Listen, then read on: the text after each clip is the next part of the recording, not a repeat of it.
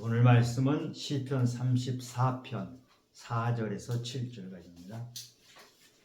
내가 여호와께 간구하매 내가 응답하시고 내 모든 두려움에서 나를 건지셨도다.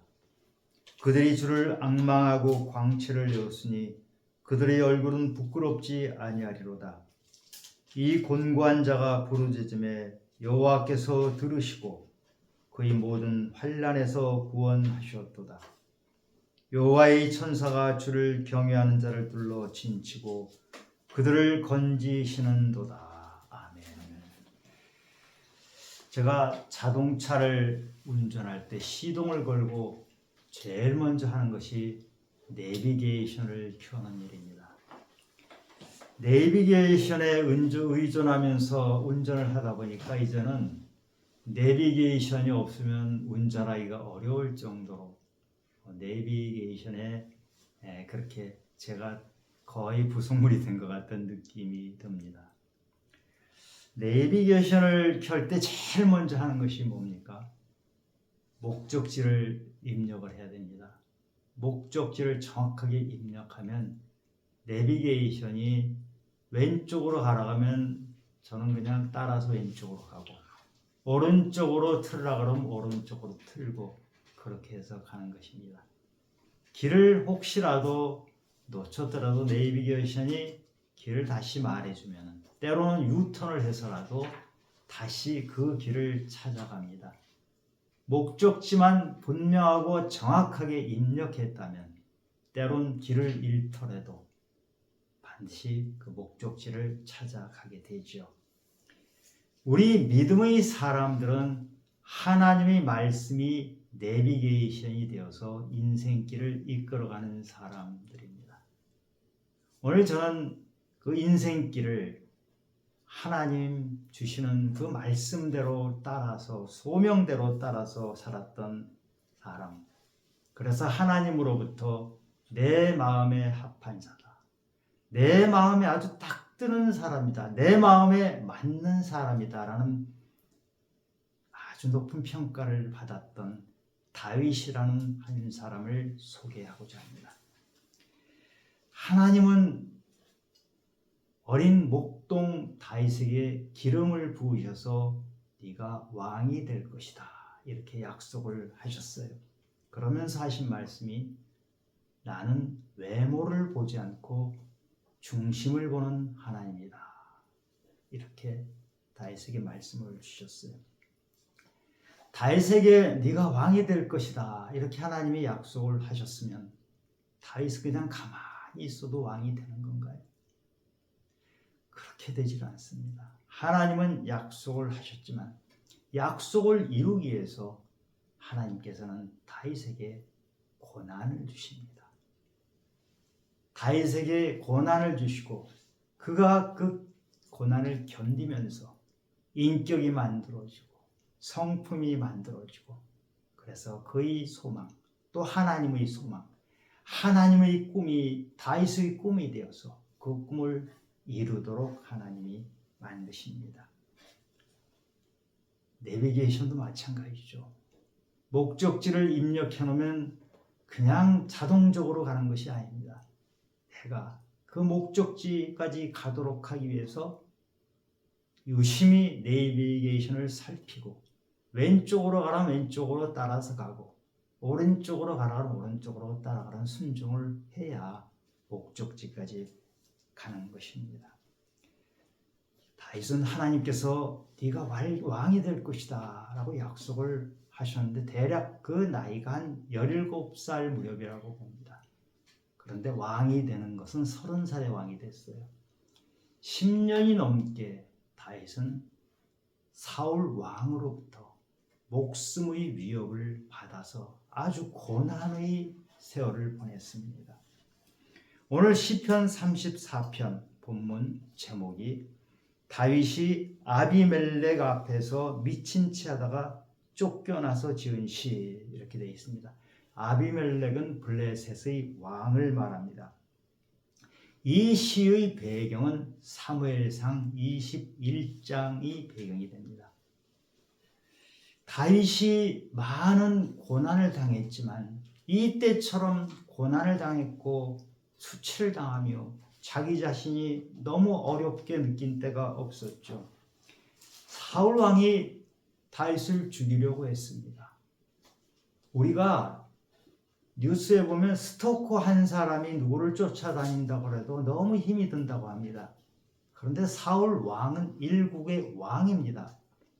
군사를 풀어서 수천 명의 군사를 풀어서 때로는 사울 왕이 직접 군대를 이끌고 다윗을 찾아서 죽이려고 합니다.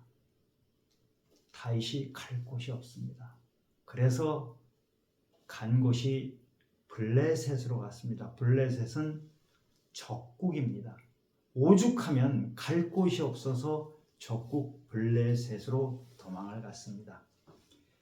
지금처럼 무슨 사진이 있거나 TV가 있거나 이런 때가 아니라서 자기 자신 얼굴을 아무도 알아보지 못할 것이다. 이렇게 해서 블레셋으로 도망을 갔습니다. 그런데 다윗의 얼굴을 알아보는 사람이 있어서 블레셋 왕의 신하가 저 사람이 그 유명한 다윗입니다. 저 사람 살려두면 안 됩니다. 죽여야 됩니다. 다윗이 갈 곳이 없어서 적국인 블레셋으로 도망쳤는데 목숨을 구하러 갔는데 호랑이 굴로 들어갔습니다. 들켜버렸어요. 그래서 다윗이 미친 채 합니다. 다윗은 연극하는 사람이 아닙니다. 연극을 그 잘못했다 그러면 멀쩡한 사람이 미친 채 하는 것이 능숙할 수 있겠지만 얼마나 어설프게 연극을 했겠습니까? 다윗이 그 대문에다가 손을 대고 긁적긁적하고 침을 흘리고 이러면서 미친 신용을 합니다. 다윗이 미친 신용을 할 때 속으로 얼마나 수치스러운 생각이 들었겠습니까? 그리고 내가 이렇게 미친 척해서 상대방이 속아주면 좋은데 이 들키면 그 다음은 도대체 어떻게 해야 되는지 머리가 얼마나 복잡했겠어요. 만약에 이게 하나님께서 도와주셔서 잘 넘어가면 좋은데 그렇지 않으면 이제 목숨이 완전히 끊어지는데 그럼 하나님이 나에게 약속하신 것은 도대체 무엇인가? 머릿속이 많이 복잡했을 것 같아요. 그러면서 애간장이 타들어갔을 것 같아요. 이때 다윗은 속으로 하나님께 부르짖습니다. 하나님 도와주시옵소서. 부르짖으면서 이 미친 척하는 연극을 한 것입니다. 그런데 하나님이 응답해 주셔서 블레셋 왕이 이 다윗이 미친 연극하는 것에 속아 넘어가도록 만들어 주십니다. 다윗의 이게 시편 34편 4절에 보면 내가 여호와께 간구하매 내가 응답하셨다. 6절에 보면 이 곤고한 자가 부르짖음에 여호와께서 들으시고 그의 모든 환난에서 구원하셨도다. 이렇게 고백합니다. 블레셋 왕이 이렇게 말합니다. 신하들에게 이 미치광이 같은 사람을 왜 나한테 끌고 왔느냐? 아니 도대체 우리나라에 미치광이가 없어서 이런 자를 끌고 왔느냐? 쫓아내버려라. 그렇게 합니다. 하마터면 호랑이 굴에서 목숨을 잃을 뻔했던 다윗이 이렇게 해서 살아납니다. 이 다윗을 보면 참 우리가 어려움을 닥칠 때 하나님께서 어려움이 닥치지 않도록 하거나 아니면 하나님께서 알아서 어려움을 탁탁 해결해 주시면 얼마나 좋겠습니까? 그런데 하나님께서는 그렇게 하지 않으셨어요. 다윗이 겪어야 할 것은 겪도록 하셨습니다. 겪어야 할 다윗이 가지고 있는 몫이 있었어요. 하나님께서 네가 그 몫을 해라. 그러면 내가 너와 함께하고 너를 도와주리라. 다윗은 이때만이 아니고 10년 넘는 기간 동안 많은 고난을 당합니다. 그때마다 다윗은 그 고난을, 그 어려움을 기꺼이 감당했습니다. 하나님께 불평하거나 하나님 못하겠습니다 이러지 않고 최선을 다했습니다. 다윗은 항상 최선을 다하는 사람이었어요. 다윗이 목동이었을 때 사자나 곰이 와서 새끼 양을 물어가면은 다윗은 쫓아가서 그 입에서 새끼 양을 잡아채서 살려낼 정도로 최선을 다했던 사람이에요. 양을 지키면서도 그냥 양을 지키는 것이 아니고 수시로 돌팔매질 연습을 했어요. 그래서 나쁜 짐승이 오면은 물리칠 수 있게 끊임없이 준비를 했어요. 골리앗을 다윗이 물리친 것은 우연이 된 것이 아니에요. 하나님이 함께 하셨고 다윗은 다윗대로 그렇게 열심히 돌팔매 연습을 했기 때문에 골리앗을 물리칠 수 있었던 것이죠. 우리 믿는 사람들에게 하나님은 최선을 다하십니다. 그런데 하나님이 최선을 다하실 때 나도 최선을 다할 때 하나님의 꿈이 나의 꿈이 함께 이루어져 가는 것입니다. 지금 다윗이 미친 척하면서 간신히 살아났지만 갈 곳이 없어요. 만약 제가 이런 처지가 됐다면 이렇게 주님께 하소연하고 주님께 거의 대들다시피 했을 것 같아요. 제가 왕이 되고자 제가 원했던 것도 아니잖아요. 왜 저에게 기름 부으셔서 왕으로 만들어준다고 해놓고 나서는 이게 도대체 뭡니까? 갈 곳이 없게 만들지 않으셨습니까? 이렇게 인생을 막다른 길로 모를 수가 있습니까? 하나님 약속을 하셨는데 약속은 도대체 뭡니까? 하나님이 약속하셨으면 책임져 주셔야 되는 거 아닙니까? 저는 지금 갈 곳이 없어요. 저 같으면 이렇게 했을 것 같아요. 그런데 다윗은 그러지 않았어요. 하나님께서 함께 해주시는 것을 찬양했어요. 하나님께서 자기를 미친 척 할 때 도와주신 것을 감사했어요. 자기가 갈 곳이 없는 것 같지만 그래도 주님께서는 나를 건져 주실 것이라는 소망을 가지고 끊임없이 감사하는 사람이었어요. 하나님이 다윗에게 약속을 하셨으니까 하나님 알아서 이제 해주세요 하고 약속 위에서 잠자는 사람이 아니었어요. 하나님이 함께 해주시고 도와주신 것을 찬양하고 감사했던 사람입니다. 오늘 7절에 보니까 하나님이 천사들까지 동원해서 자기를 도와주신 선하신 분이다. 이렇게 고백을 합니다. 다윗은 하나님을 끝까지 신뢰했어요. 그래서 하나님께서는 다윗을 내 마음에 합한 자다. 내 마음에 딱 맞는 사람이다. 내 성품을 고스란히 닮았구나. 이렇게 칭찬하십니다. 다윗이 환난 중에도 불평하지 않고 한탄하지 않고 하나님께 감사할 수 있었던 것은 고난 뒤편에 있는 것을 봤기 때문에 고난 뒤편에 내가 지금 어려움을 당하고 힘들지만 그 뒤편에는 하나님의 영광이 있어요. 그리고 하나님의 약속이 그곳에서 나를 기다리고 있기 때문에 다윗은 고난을 당하더라도 좌절하지 않았던 것입니다. 절망하지 않았던 것입니다. 로마서 5장 3절 4절에 보면 우리 믿음의 사람들은 환난 중에도 즐거워한다고 그랬어요. 이런 환난은 인내를, 인내는 연단을, 연단은 소망을 이루는 줄 안다. 이렇게 고백을 하고 있습니다. 여기서 연단이란 말은 영어로는 캐릭터인데 인격, 성품, 인품.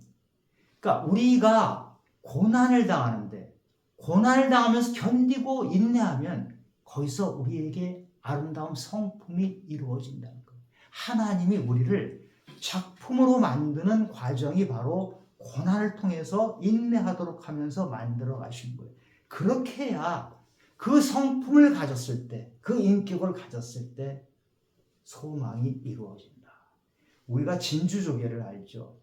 조개 안에 모래가 들어있는데 모래가 자꾸 그 조개 살에 상처를 내요.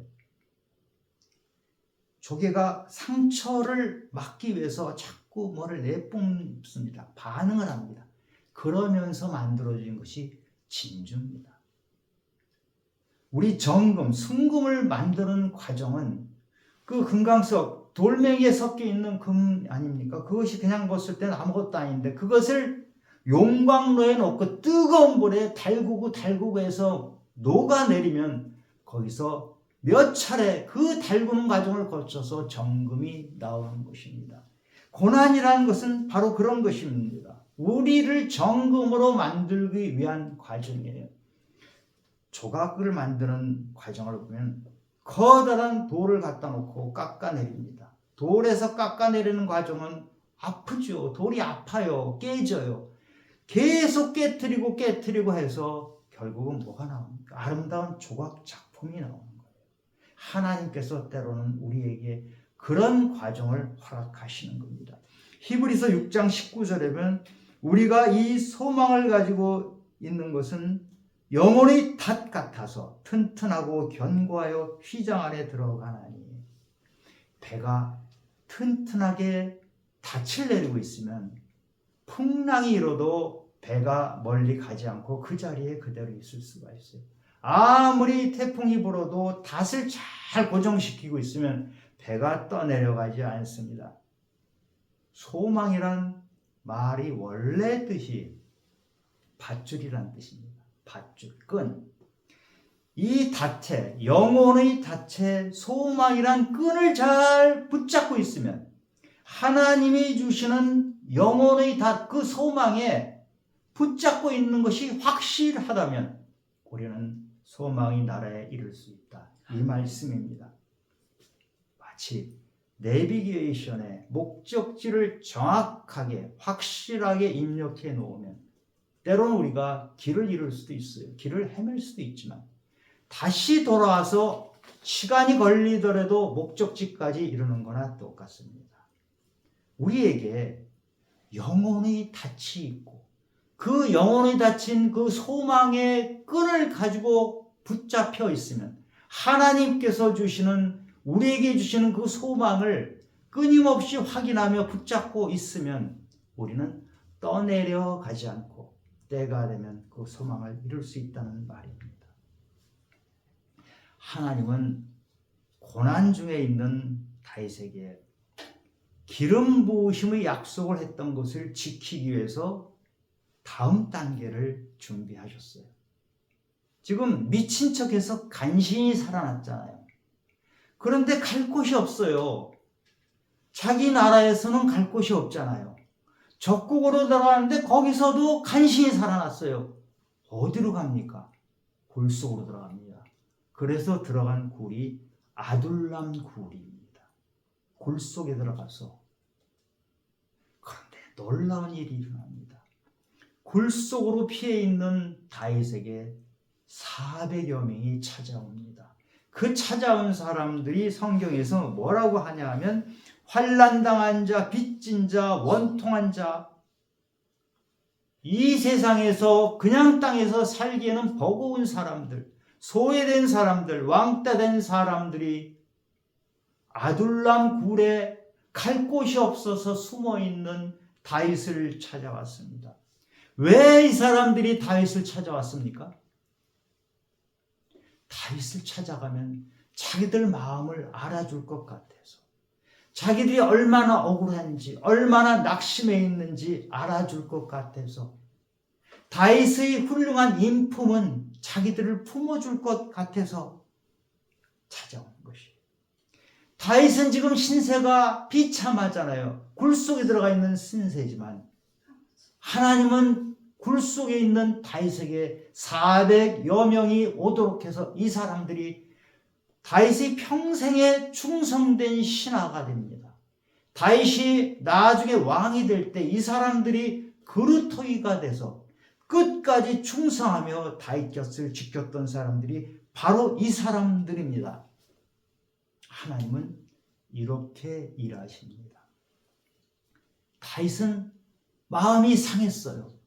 억울했어요. 억울하기 짝이 없어요. 사울왕한테 잘못한 게 하나도 없는데 다윗이 도망쳐야 됐잖아요. 억울했어요. 갈 곳도 없어요. 낙심했어요. 그런데 이 다윗이 바로 그런 사람들을 알아주는 사람이 된 거예요. 그래서 그 사람들이 바로 다윗을 찾아왔는데 다윗은 고난 중에 자기도 모르게 인품이 하나하나 하나님을 닮아가는 인품으로, 온유한 인품으로, 덕스러운 인품으로 바뀌어갔고 사람들은 그 인품을 보고 거기까지 따라왔던 것이에요. 하나님은 이렇게 준비시키십니다. 요셉 아시죠? 창세기에 나오는 요셉은 히브리 족속이에요. 변방 히브리 족속. 거기에다가 노예였어요. 감옥에 들어가 있는 죄수였어요. 이 사람을 최대 강국이었던 이집트의 총리로 만드는 하나님이십니다. 하나님이 우리의 삶을 이끄시는 방법은 우리가 상상할 수 없는 방법, 우리의 지식, 우리의 경험 가지고는 도저히 이해되지 않는 방법으로 우리를 이끄십니다. 우리가 지금 고난 중에 있을 때 이 고난이 뭔지 우리는 잘 몰라요. 그러나 하나님은 이 고난 중에 있는 우리를 하나님이 원하시는 곳으로 이끌어 가시는 거예요. 다윗이 시편 23편 4절에 보면 내가 사망의 음침한 골짜기를 다닐지라도 해를 두려워하지 않는 것은 주께서 나와 함께 하신다. 주의 지팡이와 막대기가 나를 안위하시나이다. 다윗이 이렇게 고백하잖아요. 우리가 때로는 사망의 음침한 골짜기, 살아날 가망이 없어요. 눈에 보이는 것은 온통 어둠뿐이에요. 절망이에요. 탈출구도 없어요. 갈 곳도 없어요. 그런데 이럴 때 하나님께서 손을 내미십니다. 그 손만 붙잡으면 그 영혼의 닻에 우리가 소망이라는 줄을 확실히 붙잡고만 있으면 하나님께서 우리를 목적지에 가게 그렇게 이끌어 주신다는 거예요. 요한복음 14장에 보면 최후의 만찬 자리에서 도마가 예수님께 묻습니다. 우리가 길을 어찌 알겠습니까? 그때 예수님께서 하신 말이 나는 길이요 진리요 생명이니 나로 말미암지 않고는 아버지께로 올 자가 없느니라. 우리가 예수 소망을 분명히 가지면 그 길이 바로 그렇게 해서 예수 소망까지 이르게 한다는 것만 확신을 가지면 그 길을 갈 때 우리는 잘 모르고 갈지라도 주님께서 이끌어 가시는 것입니다. 우리가 길을 갈 때 길을 다 알아서 갑니까? 내비게이션이 길을 이끌 때 우리가 길을 다 압니까? 주변에 뭐가 있는지, 이 길이 무슨 도로인지 다 압니까?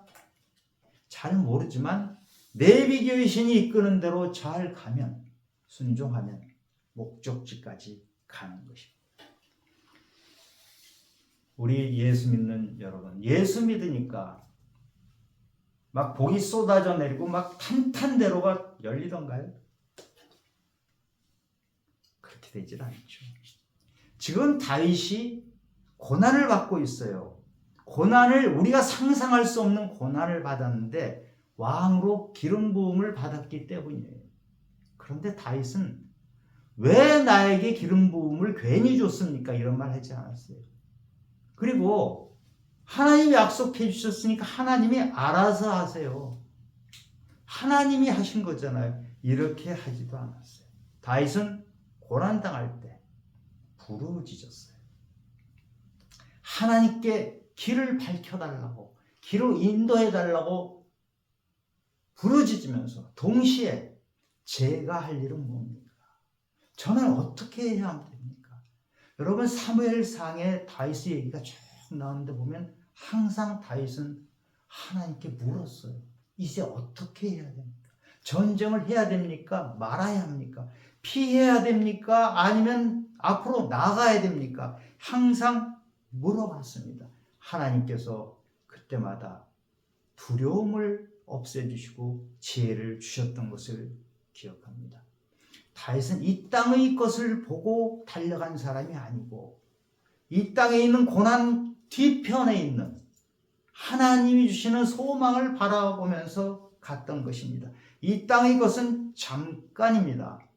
이 땅의 것을 뛰어넘어 이 땅의 것 뒤편에 이 땅의 것 건너 초월해서 있는 하나님을 바라보시기 바랍니다.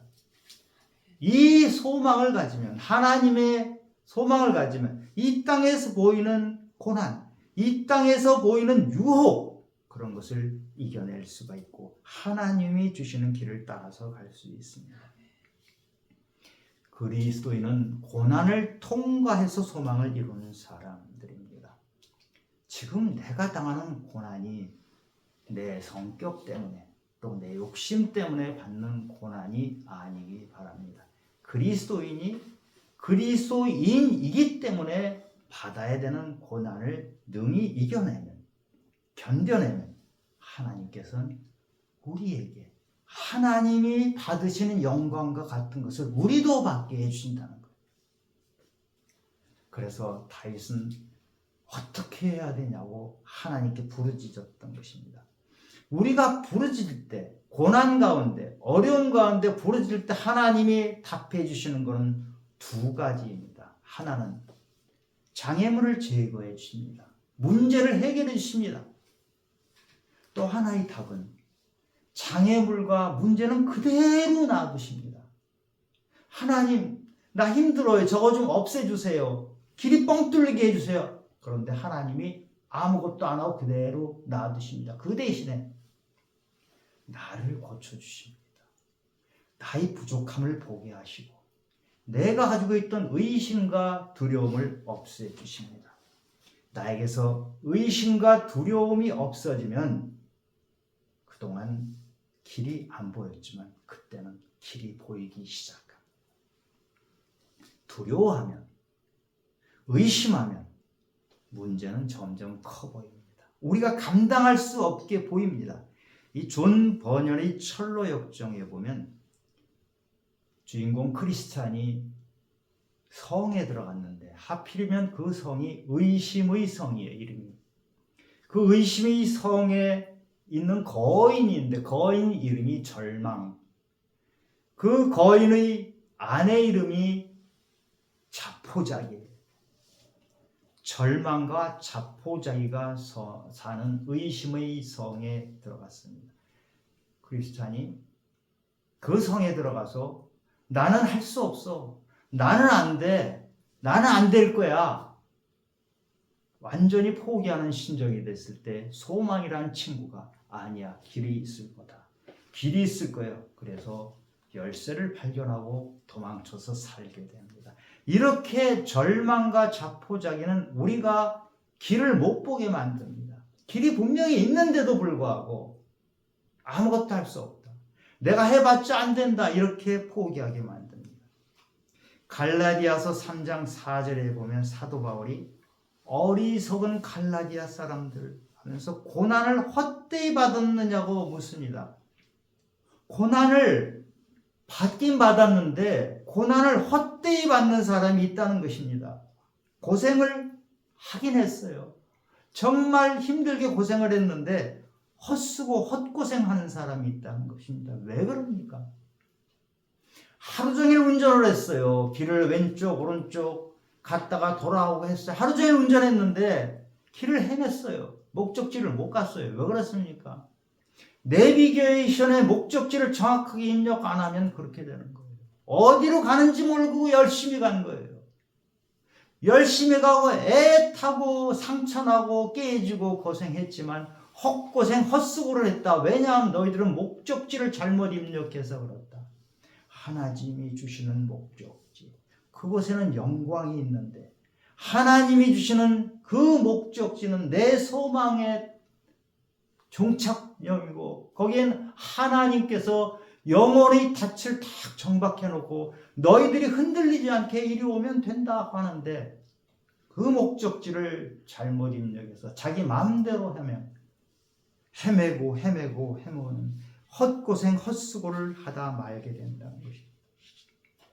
하나님은 우리에게 감당할 만큼의 고난을 주십니다. 다윗에게는 다윗의 그릇 크기에 맞게 커다란 고난을 주셨어요.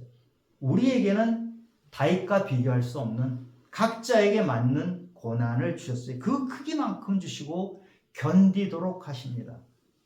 하나님이 우리에게 그 고난을 주시고 때론 짐을 대신 져주시기도 해요. 그러나 네가 견뎌라. 고난을 없애주는 게 아니고 견뎌라. 견디는 것이 하나님이 우리에게 주시는 이유일 수도 있어요. 견디면서 네가 성장하고 인격이 자라고 네가 하나님 점점 닮아가라 하면서 주시는 거예요. 우리가 깎여지는 거. 조각품이 깎여져서 아름다운 조각상이 나오듯이 우리에게 덕지덕지 묻어있는 그 잘못된 것, 오염된 것들을 하나님께서 깎아내는 작업을 하실 때 고난이란 선물을 주십니다. 다윗에게 큰 일을 행하셨던 하나님은 지금 우리에게도 같은 일을 행하십니다. 다윗에게 내 마음에 합한 자다고 칭찬하셨던 하나님, 우리에게도 그런 칭찬을 하실 준비가 되어 있는 하나님, 우리에게도 그런 칭찬을 하고 싶어 하시는 분입니다. 혹시 여러분 앞에 고난만 보이십니까? 하나님은 고난만 주시는 법이 없어요. 고난 뒤편에 반드시 소망이 있어요. 영혼의 닻이 있어요. 거기까지 가도록 하나님께서 고난이란 장치를 주신 거예요. 그런데 그 고난 앞에서 그것만 보고 있으면 헛고생 헛수고를 하는 거예요.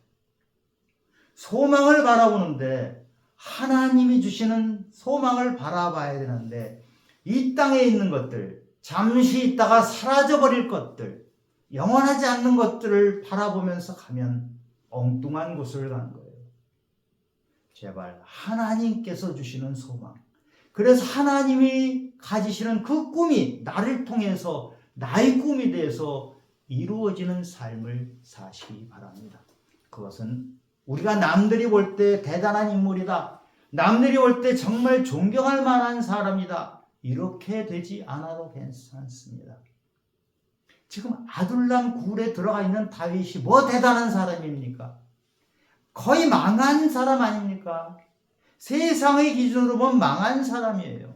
그러나 그 다윗이 깨지고 깨져서 거기까지 가서 인품이 정말 훌륭한 인품이 된 다윗을 흠모한 사람들이 400명이 그 자리에 모였고 평생 다윗을 따라다니며 다윗이 나라를 튼튼히 하도록 도왔던 사람들입니다. 하나님이 우리에게 주신 소망은 영원한 것입니다. 그것은 이 땅에서 고난 뒤편에 있는 것입니다. 고난 너머에 있는 것입니다. 그것을 뒤편에 있는 그 소망을 바라보면서 가시기 바랍니다. 최선을 다하시기 바랍니다.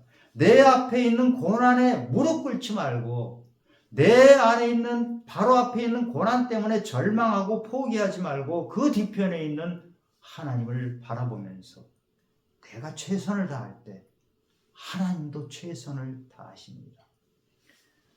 우리 하나님께서 우리가 어려울 때 함께 하시고 도와주시는 하나님을 기대하면서 내가 그 하나님과 함께 인생길을 가는 그런 소망의 나라를 찾아가는 성도님들이 되시기를 예수님 이름으로 축원합니다.